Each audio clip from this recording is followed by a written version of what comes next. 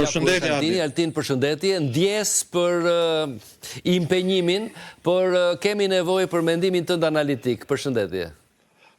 Përshëndetje Adi. Kënaqësi gjithmonë që të shoh. Më thuaj të lutem, si e ke kuptuar ti në nënshkrimin nga presidenti Trump i të ashtuquajturit National Defense Authorization Act i vitit 2026? Pse është i rëndësishëm për rajonin ton? Adi, ky është një akt i cili mund të themi që do kumbojnë në historinë në një mënyrë ose në tjetër. Dhe është i rëndësishëm për Ballkanin Perëndimor, por sidomos është i rëndësishëm për kombin shqiptar, për Kosovën veçanërisht. Dhe kjo në një farë mënyrë është edhe zbatimi i premtimit që presidenti Trump, ndërmjet ai, sikundër edhe misarët e tij kanë bërë gjatë fushatës elektorale, që nuk do lejohet shkëmbimi i territoreve shqiptare. Kushdo që hodhi atë ide djallëzore, që një pjesë e territorit të Kosovës do jepet për të marrë diçka tjetër në këtë ditë sotshme ose në ditën që unë shkrua, duhet i humbasi përgjithmonë shpresat.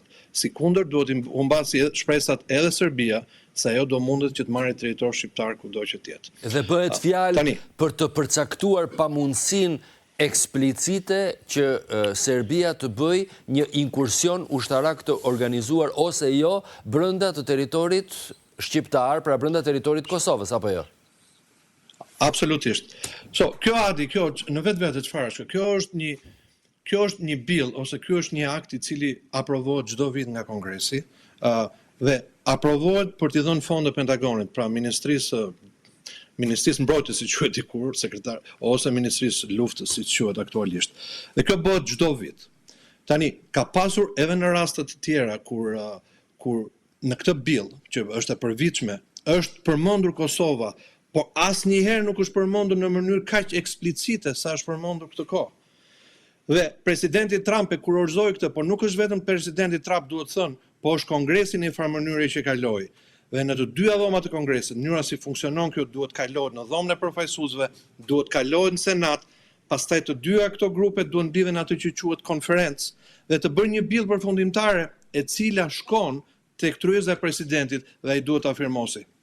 Ne duhet i njohim këtu meritën dy senatorëve, senator Gene Shahinov, që është nga New Hampshire, dhe senatori Roger Wicker, që është nga Mississippi. Mississippi është një shtet, mund të themi shteti më republikan që mund të ekzistojë në këtë union aty. Dhe ata, duke parë me vizion përpara, kanë kuptuar që ata duhet që ta thoshin këtë në mënyrë të qartë, që askush mos ketë në iluzion më vonë që territoret do ndrohen. Gjithashtu ose do shkëmben.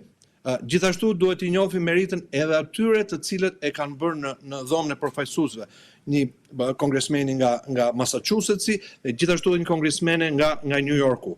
Domethënë, të gjitha punuan sinkronizim për ta çuar këtë akt përpara në zyrën ovale ku presidenti e nënshkroi. Dhe Adi, ndonse atje nuk njihet, duket thënë, nuk thuhet në mënyrë eksplicite që Serbia duhet ta njohë Kosovën, sepse referohet mbrapsht marrëveshjes së Ohrit të shkurtit të vitit 2023, por Serbia në asnjë mënyrë nuk mund ta ngalojë Kosovën në marshin e saj për të bashkuar Bashkimit Evropian, për të bashkuar NATO-s dhe gjithë institucioneve të tjera.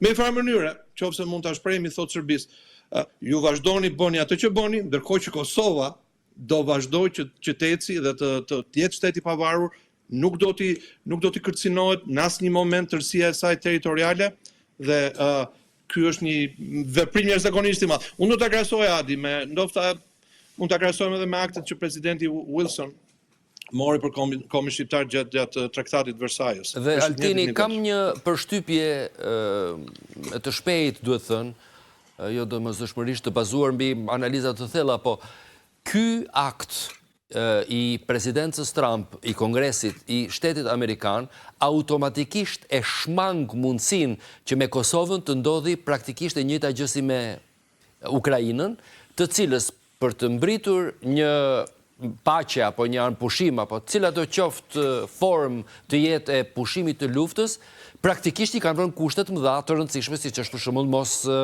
mos hyrja në NATO. Me anë të këtij akti të kaluar në Shtetin Amerikan, Kosova është e lirë që të bëjë gjithçka që mendon që është në interesin e saj apo jo. Absolutisht. Do të thënë është komplet e kundërt e asaj që po ndodh në Ukrainë, nëse ne i krahasojmë dyja situatat. Këtu ndalohet në mënyrë kategorike që të shkëmbehen territoret ose që Serbia të bëjë inkursion brenda territorit të Kosovës, sepse në mënyrë të qartë Kongresi, dhe kjo Adi nuk është vetëm për këtë vit fiskal, si mund të themi, domethënë se edhe vitin tjetër do kalohet prap një akt tjetër, i vitit 2027. Po kjo ngjelet politike Shtetet e Bashkuara, sepse është e shkruar e zeza në të bardhë, nuk ndryshon më, vazhdon precedenti edhe në vitin tjetër, kështu që edhe nëse të themi në vitin tjetër nuk përmendet kjo, vazhdon që qëndroj kjo politik e të dyja partive e Kongresit dhe Senatit dhe ç'është më e rëndësishme e presidentit Shtetet e Bashkuara që ka autoritet absolut mbi politikën e jashtme. Gjithashtu Adi, mund të them edhe këtë, që kjo balancon pak atë që quhet America First, në kuptimin e kësaj që Amerika doli, domethënë nuk po shikon vetëm për veten, po i hedh syt me një vështrim shumë herë laser pointing, duke u fokusuar te Ballkani. Domethënë thotë që nuk mund të lejohet më ato lloj situata që kanë ndodhur më përpara. Nuk mund të lejohet në një farë mënyre që Rusia të vazhdojë të luajë lojrat e veta në Ballkan, siç i ka luajtur gjatë shekush, ose që të kërcënojnë në një shtet ballkanik. Po Kosova është pika kryesore.